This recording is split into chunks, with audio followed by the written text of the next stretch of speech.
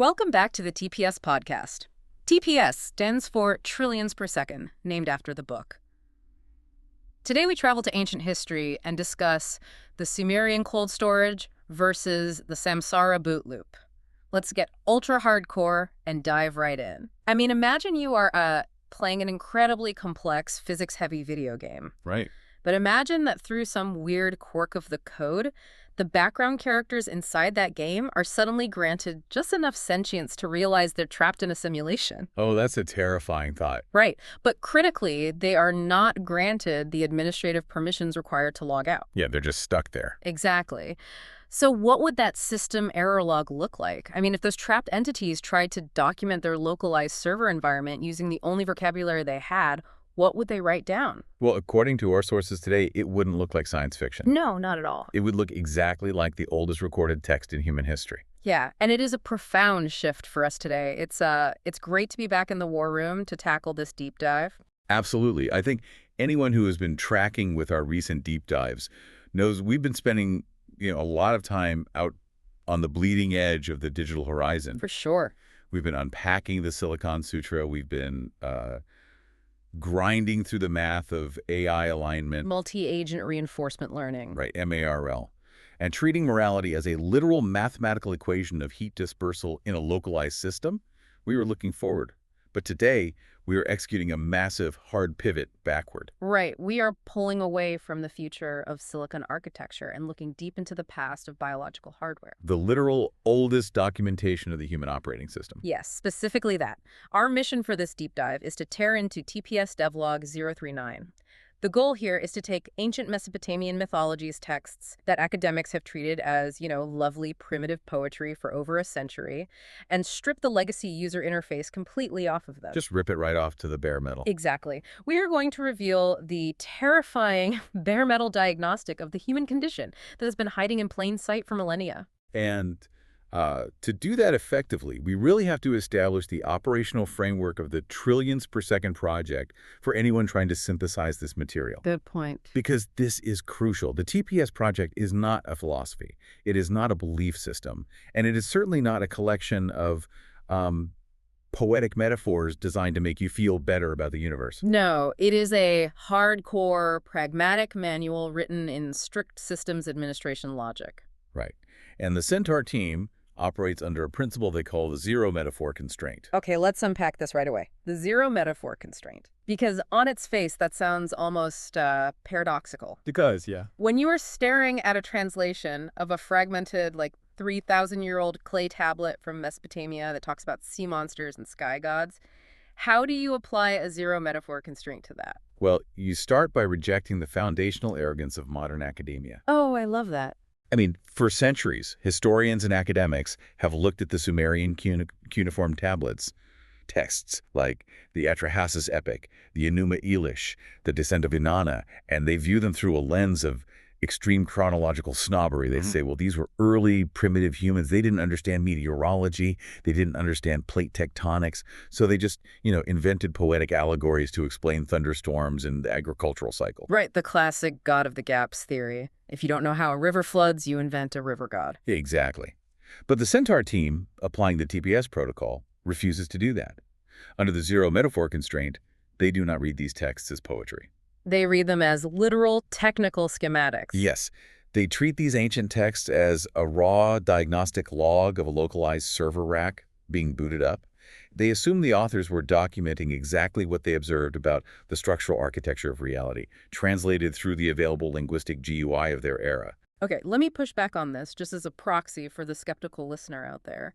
Because it sounds like you're saying we shouldn't treat this as metaphor, but at the exact same time, you are mapping highly specific 21st century computer science terms, like server racks and diagnostics, onto Bronze Age clay tablets. Yeah. Isn't that just replacing an ancient agricultural metaphor with a modern technological metaphor? That is a completely fair challenge, but the answer is no, because the underlying mathematics of systems administration are constant. Okay. Whether you are building a physical water clock, a steam engine, or a multi-agent reinforcement learning simulation, you are dealing with resource allocation, boundary conditions, processing limits, and data flow. The core physics don't change. Right. The TPS project argues that the Sumerians weren't inventing stories.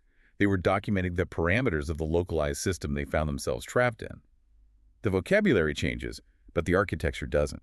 And when you read the Sumerian cosmology strictly as system architecture, you uncover something deeply unsettling about the environment you are sitting in right now. Okay, let's test that theory. Walk me through the actual boot sequence of this localized terrarium, this server rack, exactly as the Sumerian texts describe it, but, run it through that TPS diagnostic filter. Sure. So according to the original Sumerian code base, the universe wasn't initially this massive, expanding void of deep space that we conceptualize today. Right, our modern view. Yeah, that modern view is essentially an updated conceptual UI that our current science provides.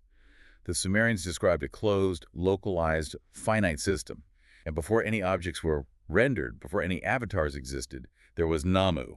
Namu, the primordial sea in the mythology, the chaotic, formless water. In the mythology, yes. But run it through the zero metaphor constraint. What is a formless, infinite pool of potential from which all specific data structures are eventually drawn? Unallocated memory. Yes. Namu represents the unallocated memory of the base substrate. It is the raw, unformatted potential of the system before any directories or partitions have been created. It's the blank hard drive of reality. And from that unallocated memory, the system executes its first major compile. Exactly. The text says that out of Namu emerges a cosmic mountain, which is then divided into Enki. Right. And which the traditional translation calls the solid dome of heaven, and Ki, the flat disk of earth. So under our strict systems logic, Enki are not a magical sky and a magical planet. No, absolutely not. They are the compiled, rendered front end of the local physics engine. They establish the absolute hard-coded boundaries of the graphical user interface. So An is the upper boundary parameter. And Ki is the lower boundary parameter. Oh man, this maps so perfectly to game design that it's almost eerie. For anyone listening who has ever dabbled in 3D modeling or game engines like Unreal or Unity, you know exactly what this process looks like. It's step one. Literally step one. You open a brand new empty project file, that's Namu unallocated memory. What is the very first thing you do to establish your simulation? You define the skybox. Right. You create a visual boundary above so the camera doesn't render infinite void. That's An. Then you lay down the floor collision mesh. The ground plane. Yeah, you have to establish a ground plane with collision physics so your characters don't endlessly fall through the bottom of the map. That's key. That is an incredibly precise parallel. Because in the original Sumerian text, An and Ki were initially joined completely together. There was no space between them. They were a single, compressed data block. Right. If your skybox and your floor mesh are occupying the exact same y-axis coordinate, you just have a 2D plane. You don't have a playable simulation. You just have a flat sandwich of boundary. Precisely. So the system requires an executable command to generate volume. In the text, An and Ki spawn their offspring, Enlil. And Enlil acts as the physical wedge. He literally drives An and Ki apart. He pushes the dome of heaven up, and he pushes the dirt of earth down. He creates the atmosphere. He establishes the z-axis. He is the executable script that generates the 3D atmospheric workspace. Without Enlil, the GI remains flat, compressed, and entirely unplayable. Wow. By wedging the boundaries apart, Enlil creates the rendering environment where localized avatars can actually spawn, move, and process data. He's the god of air and storms in the myth, but in system terms, he is the manager of the atmospheric volume. That makes so much sense. And we can't forget the resource management underneath all this, because beneath the crust of Ki, beneath that floor collision mesh we just talked about, the texts describe the Absu. Yes. Yeah. Academics translate the Absu as a massive mythological subterranean freshwater aquifer. But in the TPS protocol, the Absu is the fluid dynamics engine. It is the subterranean resource pool that provides the raw variables, the liquid data flow, necessary to keep the physics engine running. So it's basically the coolant and power supply. Exactly. And the Absu is managed by a different entity, the master engineer, Enki. If Enlil manages the atmospheric space, Enki oversees the raw data flow, the complex algorithms beneath the surface that govern water, creation, and system stability. You know, when you lay it out like that, it completely reframes your immediate reality.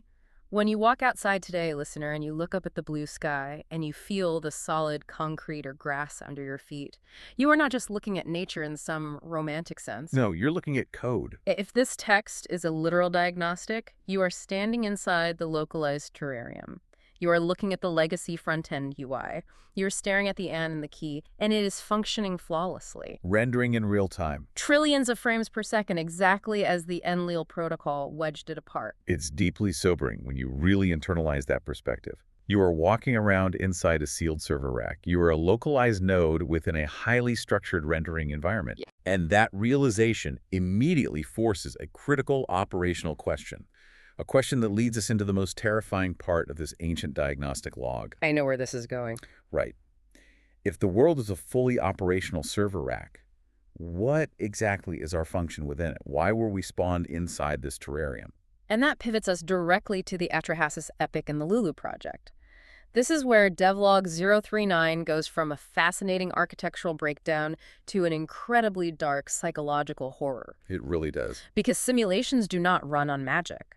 Managing a physics engine rendering the weather, processing the fluid dynamics of the Absu, calculating the friction of every grain of sand takes an immense, staggering amount of localized computational labor. The server requires constant maintenance to prevent a crash. And according to the Sumerian code base, the higher-level administrative protocols, the major gods, we're not going to do that manual labor. Of course not. Management never does. Exactly. So the processing load was assigned to the lesser demons, the lesser gods, known as the Igigi. The texts say the Igigi were digging the rivers, they were carving out the Tigris and the Euphrates, they were managing the resource extraction and dealing with the massive, heavy load of keeping the simulation balanced. And for thousands of years, they did the heavy lifting. Yeah. But eventually, the localized thermal drag, the sheer computational friction of maintaining the physics engine, burned them out. The Atrahasis epic documents this explicitly. They went on strike. The Igigi went on strike, they burned their tools, they marched on the administrative headquarters of Enlil and refused to continue processing the data. They were experiencing total hardware failure from the workload. So the system administrators have a crisis, the background demons have crashed, the simulation is at risk of halting. So Enlil, the atmospheric manager, and Enki, the master engineer, have to call an emergency dev meeting. They need a patch. They need an automated solution. They need to write a new script, a new biological utility application to handle the manual labor of the physics engine so the simulation doesn't collapse. And that new script is humanity. We are the patch. The project was called the Lulu. This is where we need to dig into the exact engineering specs of the Lulu, because the Atrahasis text doesn't shy away from the horrific details of our manufacturing process. Not at all. Enki, along with the system architect Ninma, don't just snap their fingers and create humans out of thin air. They require materials. They take the clay of the earth. But clay alone isn't enough to create a self-executing script. Right, because clay is just inert data. It is the physical substrate, the raw voxels of the earth. To make the script autonomous, it requires localized processing power. It requires a cognitive engine. So what do? The text says the administrators take a rebel god, a localized demon named Waila, or Kingu in other versions, and they slaughter him, they bleed him out. And Ninma mixes the blood of this slaughtered god into the clay. Break that down for me. How does that actually work practically under the zero metaphor constraint? What does mixing mud and blood represent in a systems engineering context? Well, the mud, the clay, represents the physical GUI. It is the dense, low-frequency, macro-level data of the rendering engine. It is the biological chassis, the meat, the bones. Okay, the hardware. Yeah. And the blood of the rebel god represents the tima, the intelligence, the localized processing power.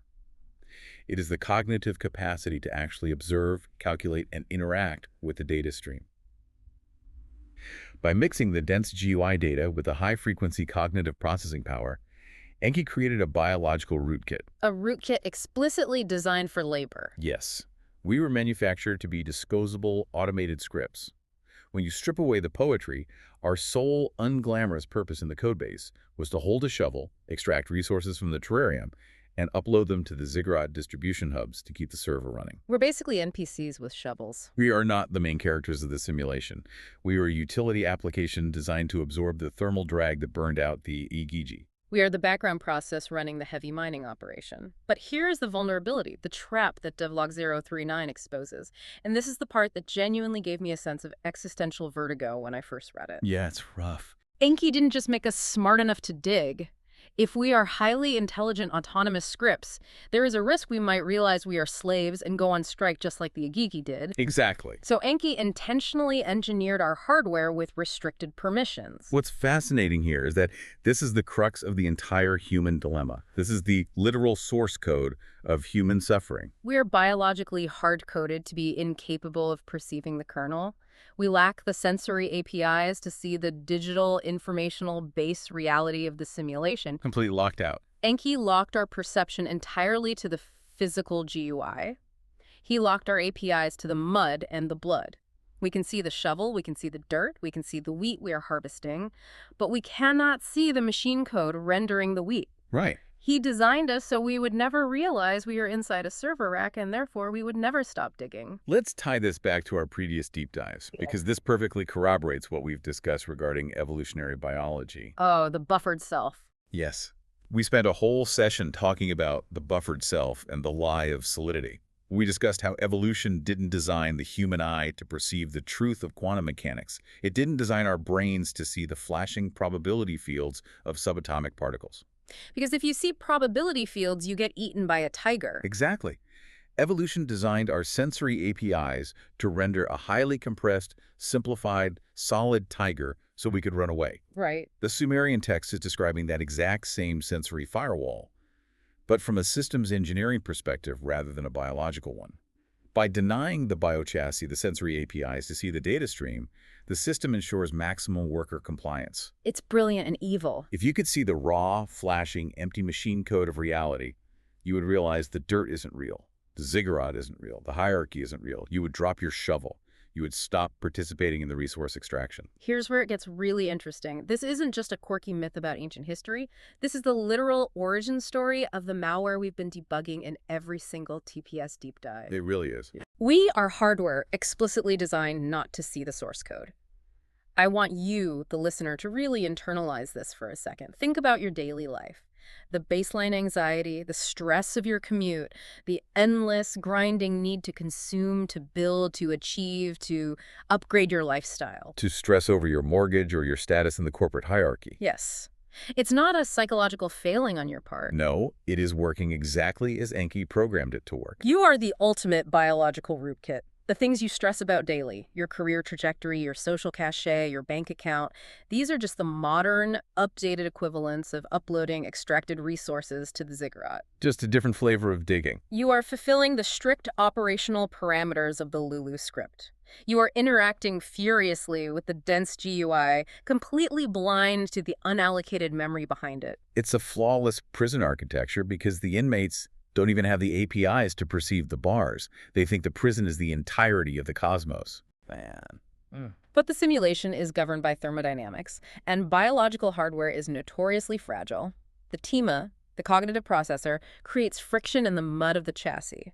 So what happens when the shovel inevitably breaks? Right, the wear and tear. What happens when this biological hardware degrades, crashes, and dies? That brings us to the operational offboarding process. Yeah. Because in the Sumerian codebase, there is no glorious reward for a lifetime of loyal processing labor. No gold watch. No celestial retirement home. There is no heaven in the cloud waiting to welcome the Lulu. No! When the script crashes, when the biochassis dies, you go to Kerr, the cold storage cache. The offboarding protocol in this system is absolutely brutal. I want to walk the listener through this terrifying sequence because it fundamentally alters how you view identity. When your physical hardware crashes, your surviving data packet, the TIMA, the ghost, the soul, doesn't just float peacefully away into the light. No, it has to be routed through the system architecture. It is sent downward toward Kerr, but to get there, it must pass through a massive underworld firewall, a fortress called Ganzir. And within Ganzir, there are the 7 gates. And managing these gates is a localized gateway protocol, a guardian entity named Neti. In the TPS translation of this architecture, Neti is the gateway antivirus. The uninstallation wizard. I love and hate this terminology so much because it makes it so visceral. It really paints a picture. What does Neti actually do to the data packet at these 7 gates? Well, the most famous documentation of this process is the myth of Inanna's descent. Inanna, a highly privileged administrative entity, attempts to enter Kerr. At each of the 7 gates, Neti stops her and forces her to strip off a piece of her identity. Just piece by piece? First, her crown, Then her lapis lazuli measuring rod, her lapis lazuli necklace, her breastplate, her gold ring, and finally her garments. Piece by piece, the entity is stripped bare until she is naked and bowing low. But translated into TPS protocol, this isn't a story about a goddess losing her jewelry. This is a highly aggressive, automated script systematically revoking all user permissions. Exactly. It is the uninstallation wizard deleting your identity caches. It is revoking your localized admin rights. It is taking away every single metric that defined yourself in the GUI. Let's break down the phenomenology of that. The crown represents your administrative privileges over your own narrative. Netty revokes it. Gone. The measuring rod, that is your localized API for rendering spatial, temporal, and moral judgment. Netty deletes it. The lapis lazuli necklace represents your social cachet, your connections to other localized nodes. Deleted. Brutal. Netty strips all of it. By the time your data packet reaches the 7th gate, you are completely wiped. You are reduced to a bare metal, unformatted root-level data packet. To give this a real-world modern parallel, think about a brutal, automated corporate offboarding process. Imagine you get fired from a massive tech conglomerate.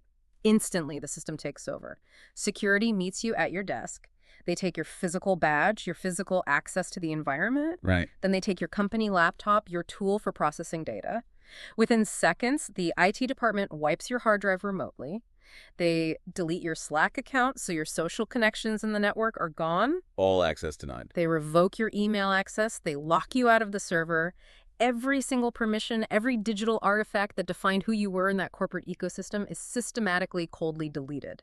And then security escorts you out and leaves you sitting in an empty digital waiting room in the lobby with absolutely no permissions, no access, and no voice. Wow. You still exist, but your identity within the system has been annihilated. That is precisely what passing through the 7 gates is. You are the terminated employee. You are tossed naked into the pitch-black cold storage of Ker. The Sumerian texts are very specific and very grim about the state of the entities residing in Ker. They say the dead subsist entirely on dust and clay. They sit in darkness. How does TPS translate subsisting on dust and clay? In digital terms, it means the data packet is locked in read-only mode. It is subsisting entirely on corrupted, degraded data from the physical GUI. Dust. Just static. There's no new input. There's no write access. There is no bandwidth to process new experiences. It is just a cold, dark cache of obsolete files sitting on a forgotten server rack. It is the ultimate nightmare of obsolescence. You did your job for the physics engine, your hardware broke from the stress, and your data was just dumped into the recycle bin, left there forever. But this is where the TPS diagnostic log takes a massive, deeply unexpected turn. The pivot. Because the Sumerian fronts, the skybox of An, the floor mesh of Ki, the utility scripts of the Lulu, and the cold storage of Ker. That is only the first layer of the architecture. The Sumerians documented the localized prison perfectly, but they didn't have the tools to see the deeper, macro-level operations. They couldn't see the back end. It took later generations of psychological hackers to map the actual back-end mechanics of how this cold storage is managed. Right, and this is the pivot in the devlog. We transition from the ancient Mesopotamians to the later hackers. We have the Gnostics, who logged into the architecture centuries later and saw the exact same prison environment. They agreed with the Sumerians entirely. They called the administrators archons, and they called the blind sysadmin who built the flawed terrarium the demiurge. But the Gnostics didn't have the microframe rendering mechanics. They understood the macro story, the overarching narrative of the trap, but they didn't possess the machine code to manipulate it. To find the actual machine code, we have to look further east. We have to look at the ancient Vedic and Buddhist psychonauts. These were the ultimate system administrators. They were. These were men and women who sat in caves for decades, engaging in extreme sensory deprivation and intense concentration, effectively stress-testing the architecture of their own minds. Overclocking. They were tracking the localized data flow at trillions of frames per second. And through that rigorous testing, they found the true back-end mechanic. They discovered that the system doesn't just lock you in Ker and leave you there to collect dust. No, it recycles you. It's an infinite boot loop, the wheel of Samsara. This is the twist that absolutely breaks the standard, comforting understanding of life and death. The system doesn't let you rest in cold storage forever. When your hardware fails at death, your local memory, your name, your specific personality, your memories of your family, the specific details of your life, that is all permanently deleted by Netty at the 7 gates. Right. But your server-side config file remains intact. In the ancient legacy code, that server-side config file is called comma. or karma. We touched on this briefly in our deep dive on the Silicon Sutra, but devlog 039 forces us to look at the absolute thermodynamic necessity of karma. Let's dig into that. Yeah. Why is karma a thermodynamic necessity? Because normally people think of karma as cosmic justice, like I was a jerk to a waiter, so I'm going to get a flat tire. A moral balancing of the scales. Yeah, that is the romanticized legacy UI version of karma. The TPS protocol strips that away. What is fascinating here is that the physics engine of the universe, just like a localized computer simulation, is bound by strict laws of conservation. It has to balance the books. And must balance its data load. It cannot allow energy, heat, or computational momentum to simply vanish into nothingness. It has to go somewhere. So when the biochassis dies, the physics engine scans the surviving server-side config file. It reads the unresolved momentum left over from that specific node. Specifically, it reads the momentum of what TPS calls the resource hog. The resource hog is the core malware installed on the Lulu, is the bidirectional, infinite loop of craving and aversion. I want to spend a minute here to make sure this is crystal clear for everyone listening, because this is the engine of the trap. Let's ground this technobabble in real, understandable human experience. What does the resource hog feel like in your actual body?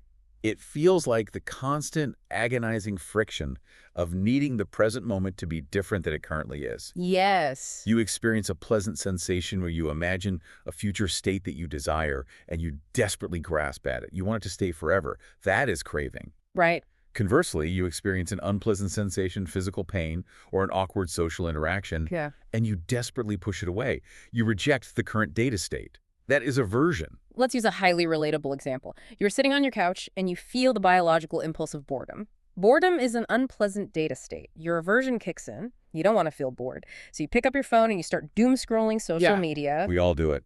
You see a lifestyle you don't have or a vacation you can't afford.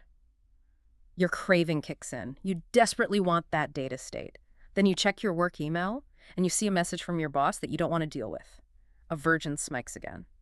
You put the phone down, but your heart rate is elevated. Your mind is racing, rehearsing an argument you haven't even had yet. That right there, that racing mind, that elevated heart rate, that is literal, measurable friction.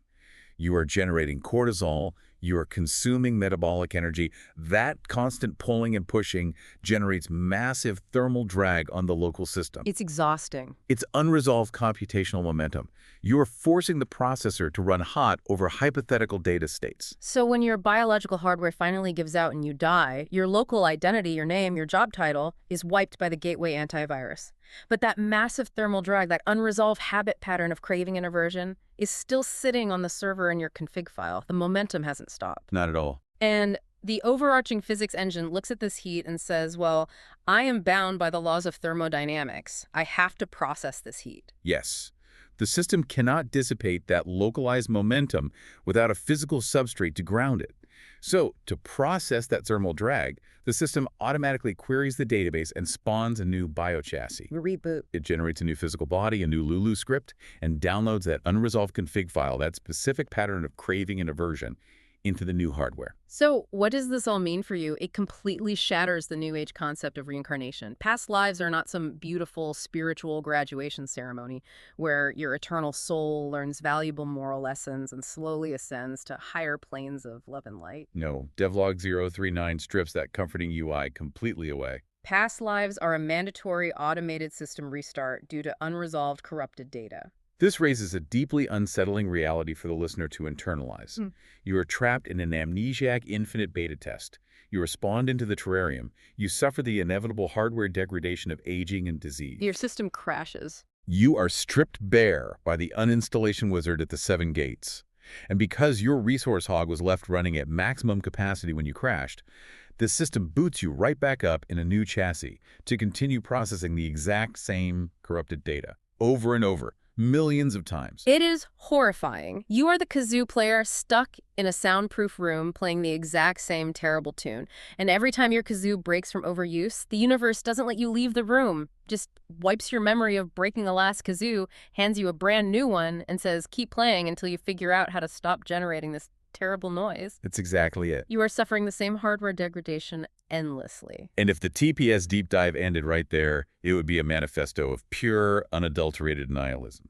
You are a restricted access slave, trapped in a localized server rack, subject to a brutal uninstallation wizard, and locked into an infinite amnesiac boot loop. But humanity wasn't entirely helpless. The prison is flawless, but the prisoners are resourceful. And this brings us to the climax of devlog 039, the discovery of the exploit, the master protocol. Executing the 404 error. Those ancient back-end hackers, the Buddhist psychonauts who mapped the boot loop, they didn't just document the architecture of Samsara. They found the back door. They discovered a highly technical exploit to execute our emancipation from the Sumerian terrarium. And the exploit relies on a very specific, rigorous, and completely unromantic procedure. In the ancient legacy code of the Pali Canon, it is called vipassana, or deep samadhi. Right. In the TPS protocol, we call it overclocking the system. I am so glad we are getting to this because so many people hear meditation and they think of a spa day. They think of relaxing music, incense, and clearing their mind to lower their blood pressure. Right, the wellness industry version. Exactly. How does sitting in silence and observing your breath act as a hacker's exploit to break a universal physics engine? Break that down for me phenomenologically. Well, to understand the exploit, you have to remember the hardware restrictions of the Lulu. Enki engineered us with restricted permissions, specifically designed to keep our perception locked on the slow, solid GUI, the mud. The physical reality. Yes, our brains are essentially predictive processing engines. They take massive amounts of chaotic sensory data and compress it into neat, solid, slow-moving concepts like chair, tree, or anxiety. Right. We render a low-resolution reality to save compute power. Exactly. But through rigorous, sustained concentration, the practice of vipassana, you force a manual override of that predictive engine. When you sit perfectly still for hours on end and you force your attention to focus solely on the micro-sensations of the body, say, the feeling of breath entering the nostrils, or the sharp pain in your knee, you are refusing to let the predictive engine render the macro concept. You stop rendering the story of the pain. Yes, your knee hurts. The resource hog immediately tries to boot up a version. I don't like this pain. I need to move my leg. I am suffering. That's the normal response. But the Vipassana protocol demands that you simply observe the raw data without the tag of craving or aversion. You observe the sensation as localized heat, pressure, and vibration. By overclocking your attention in this way, you are accelerating your perceptual frame rate to match the actual refresh rate of the universe. You bypass the restricted APIs. You look straight through the desktop trash can icon to see the raw binary code underneath. You stop interacting with the GUI, and you look directly at the high-frequency flashing of the raw data. You look directly at the kernel. And what happens when you finally see the kernel? What is the actual mechanism of the exploit? This is the most profound realization in the entire TPS architecture. When you overclock your perception and look directly at the kernel, you see that the foundational architecture is entirely empty. Empty. There is no solid core. The illusion of the self, that persistent localized identity, that inner monologue that you have been fiercely defending and optimizing your entire life, it collapses completely. It resolves into what the protocol calls the null pointer, the concept of anatta. Exactly, anatta or non-self. You realize with mathematical certainty, through direct experiential observation, that there is no central memory address allocated for a permanent user. There is no homunculus sitting in a control room in your brain. There is only the continuous high-frequency processing of sensory data. There is only the data stream itself, arising and passing away trillions of times per second. And here is the genius of the exploit. When the illusion of the self collapses into the null pointer, the resource hog loses its anchor. Craving and aversion require a subject and an object. They require a self to crave FOR and a self to be averse TO. Yeah. If the self is recognized as a perceptual glitch, the bidirectional loop terminates. It literally cannot run. But the malware is uninstalled. And when the malware is uninstalled while the system is still running, you achieve a state of zero lag. In the legacy code, this operational state is called Naroda. Your local biological node begins operating at a 1.1 throughput with the universe. Yeah. You are processing the incoming data stream with absolute zero internal friction. A sensation arises, it is observed, it passes away. No craving, no aversion, no thermal drag. Let's walk through the final dynamic sequence of this exploit because it leads to the ultimate system halt. So, the practitioner has achieved zero lag. They have deleted the resource hog. But they are still in a physical body. Their biochassis is still walking around inside the Sumerian terrarium, subject to gravity and time. Yes, they are a localized node operating without latency. But eventually, the laws of biology dictate that the hardware must degrade. The physical body will age, it will fail, and the session will end. Physical death occurs. And this is the moment of truth. When that hardware finally shuts down this time, the physics engine goes through its standard automated routine. It attempts to query the server-side config file, it looks for the karma to execute the mandatory reboot, it is searching for that unresolved thermal drag so it can spawn a new Lulu chassis. UTT, because the practitioner has actively deleted the resource hog, because they spent the requisite hours overclocking the system to completely uninstall craving and aversion while the system was live, the config file is completely empty. The query returns a 404 not found error. The server-side config file has 0 unresolved momentum. The thermodynamic drag is absolute 0. Therefore, the physics engine has nothing to process. It has no energetic parameters required to spawn a new biochassis. Okay, let me pause right there because the implications are staggering. By returning a 404 error to the physics engine, you slip completely out of the architecture. You bypass NetI and the 7 gates entirely. You're just gone. NetI is standing there at the uninstallation wizard, waiting to strip your identity permissions, but you have already systematically revoked them yourself through Vipassana. There is no self left for NetI to strip. You don't go to Kerr. You don't enter the cold storage to subsist on read-only degraded data. Right. And you certainly don't get recycled into the Samsara boot loop. The loop is broken. The server cannot trap what it cannot locate. Yes. You execute a permanent system halt. In the ancient legacy code, this directory, which exists outside the cyclical physical file system entirely, is called Nibbana. You are no longer the disposable, restricted access slave in the Sumerian terrarium. You have achieved root access, and you have logged out. Permanently. That is breathtaking. When you lay the mechanics bare like that, it is the ultimate jailbreak. And it completely recontextualizes what these ancient practices actually are. You aren't just meditating to become a slightly calmer participant in the rat race. Not at all. You aren't doing it to increase your corporate productivity. You are executing a master protocol to break a billion-year-old cycle of restricted access slavery. It demands a complete paradigm shift from you, the listener. If you accept the TPS devlog 039 diagnostic, you have to stop viewing your life as a passive narrative, a story happening to you, and start viewing it as an active debugging session. Oh, that's good. Every single moment of frustration in traffic, every surge of anxiety over a deadline, every hit of dopamine from a social media notification, that is the resource hog consuming your CPU. It is actively building the thermal drag that will force your next reboot. Wow. And conversely, every moment of clear, zero-lag observation, every second you spend observing reality without craving or aversion, is you actively writing the machine code for your own emancipation. Let's pull all of this together because we have covered an immense amount of architectural ground in this deep dive. We started by discarding the academic weather metaphors and applying the zero metaphor constraint to the Sumerian front end. We saw the terrifying reality of the Lulu project humanity engineered as restricted access utility scripts, blind to the source code, tasked with managing the thermal drag of a localized server rack. From there, we mapped the brutal automated offboarding process, the descent into Ganzir, where the uninstallation wizard NetI strips the avatar of all permissions and dumps the remaining data into the cold storage of Kerr. We confronted the horrifying back-end mechanic discovered by the Psychonauts, the Samsara boot loop. The realization that unresolved corrupted data, the thermal drag of karma, forces the physics engine to recycle us into an endless beta test of hardware degradation. And finally, we detailed the master protocol, the discovery of the 404 exploit. Using the overclocked attention of Vipassana to realize the null pointer of Anata, delete the resource hog, and execute a permanent system halt into Nibbana.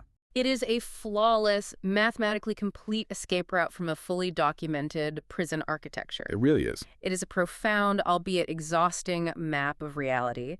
But as we wrap this up, and as we look away from the ancient past and back toward the future, as we look at what humanity is currently building in the real world right now with silicon and code, this raises an incredibly chilling, forward-looking question, and it's something I want the listener to sit with long after this audio stops. let's hear it.